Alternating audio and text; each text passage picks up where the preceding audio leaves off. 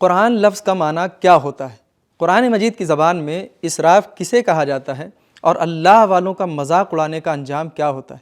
جانیں گے ان سوالوں کے جوابات کے بارے میں ہمارے آج کے اس ایپیسوڈ میں۔ اعوذ باللہ من الشیطان الرجیم، بسم اللہ الرحمن الرحیم۔ محترم ناظرین، السلام علیکم ورحمۃ اللہ وبرکاتہ۔ سبیل قرآن کی جانب سے پیش کیے جانے والے اس تفسیری پروگرام میں ایک بار پھر آپ کا خیر مقدم کرتے ہیں۔ اللہ کی بارگاہ میں شکر گزار ہیں کہ اس نے یہ توفیق عنایت فرمائی کہ ایک اور نئے سورہ کی تفسیر لے کر آپ کی خدمت میں حاضر ہوئے ہیں، جس کا نام ہے سورہ زخرف۔ آج آپ کے سامنے سورہ زخرف کی آیت نمبر 1 سے 8 تک کی تفسیر پیش کریں گے۔ تو آئیے سب سے پہلے ان آیتوں کی تفسیر جاننے کے لیے آیت نمبر 1 سے 4 تک کی تلاوت اور اس کے ترجمے کو غور سے سن لیتے ہیں۔ کتاب انزلناه الیک مبارک لیدبروا آیاته ولیتذکر اولو الالباب۔ بسم اللہ الرحمن الرحیم۔ حامیم والکتاب المبین۔ إِنَّا جَعَلْنَاهُ قُرْآنًا عَرَبِيًّا لَعَلَّكُمْ تَعْقِلُونَ وَإِنَّهُ فِي أُمِّ الْكِتَابِ لَدَيْنَا لَعَلِيٌّ حَكِيمٌ۔ حامیم، روشن کتاب قرآن کی قسم، ہم نے اس کتاب کو عربی قرآن ضرور بنایا ہے تاکہ تم سمجھو، اور بے شک یہ قرآن اصلی کتاب لوح محفوظ میں بھی جو ہمارے پاس ہے لکھی ہوئی ہے، اور یقیناً بڑے رتبے کی اور پر از حکمت ہے۔ تلاوت اور ترجمے کو سن لینے کے بعد اب آئیے ان آیتوں کے نکات کو بھی غور سے سن لیتے ہیں۔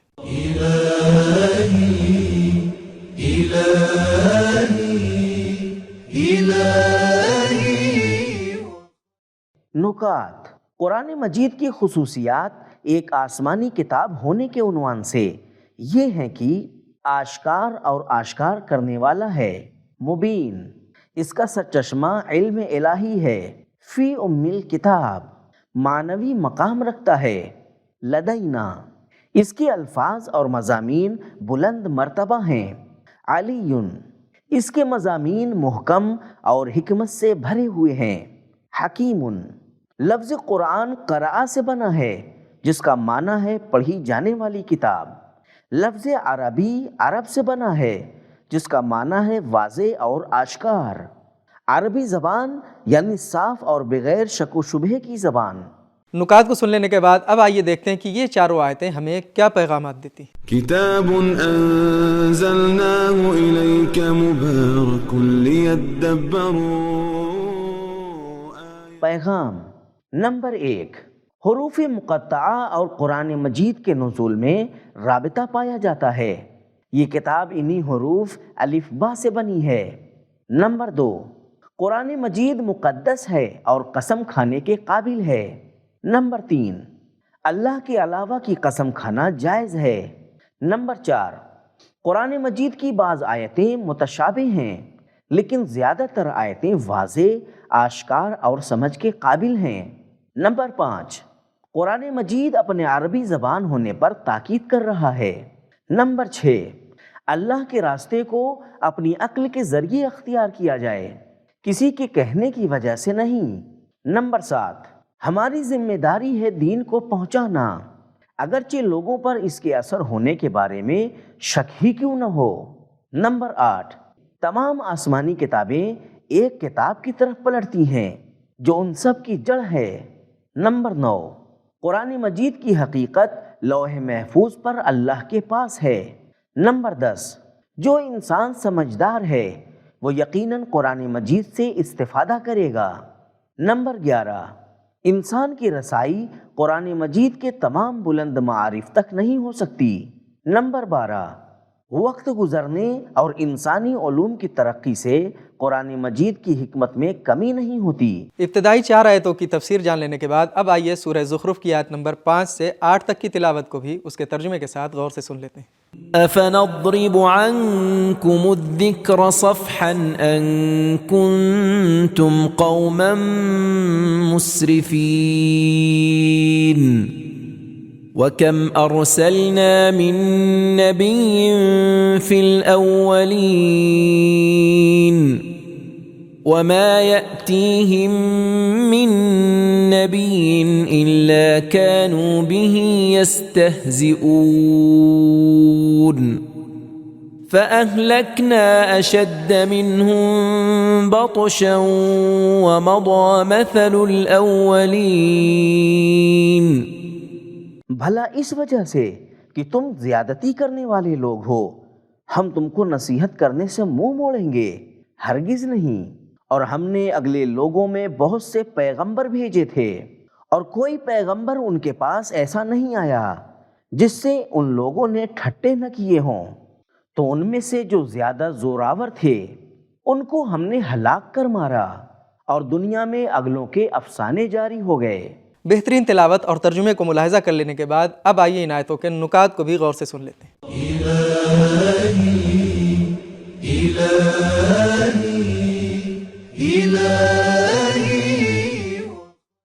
نکات: صف کا معنی ہے منہ پھیر لینا، اور بطش کا معنی ہے قدرت اور شدت سے لینا۔